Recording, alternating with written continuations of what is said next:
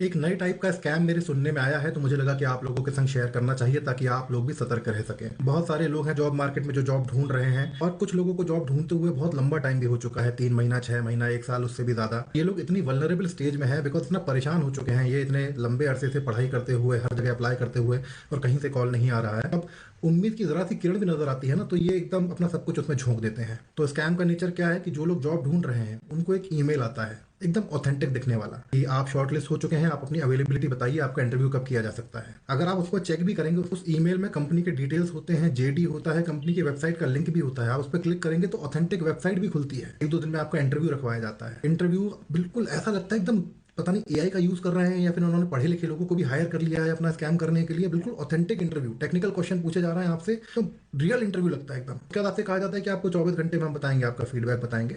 और 24 घंटे बाद आपको एक और कॉन्ग्रेचुलेटरी मेल आता है कि आपने राउंड 1 क्लियर कर लिया है, और राउंड 2 के लिए आपको कुछ डॉक्यूमेंट सबमिट करने हैं। डॉक्यूमेंट्स की जो लिस्ट होती है उसमें सारे डॉक्यूमेंट एकदम नॉर्मल रीजनेबल वाले हैं, पैन कार्ड, आधार कार्ड, पासपोर्ट, ये वो।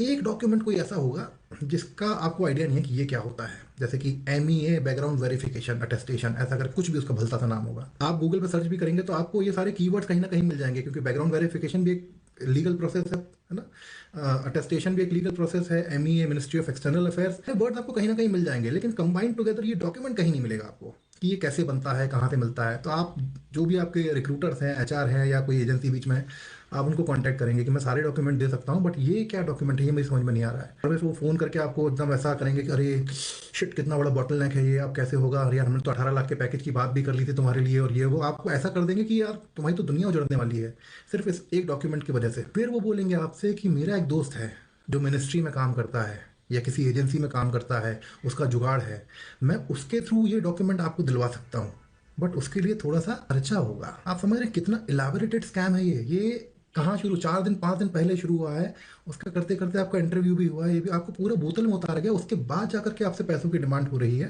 तब तक आपको इनकी सच्चाई का इतना यकीन हो चुका है कि आप वो 18 लाख का पैकेज छोड़ना नहीं चाहते, कुछ 5,000 10,000 रुपयों के लिए। अब दोस्त बन चुका है वो, आपका आपका फेवर कर रहा है, और एक बार आपने वो पेमेंट किया, उसके बाद फिर आपको पता लगा कि ये स्कैम है। तो इससे बच के रहिए, ये आपकी वल्नरेबिलिटी का फायदा उठा रहे हैं और कुछ नहीं है।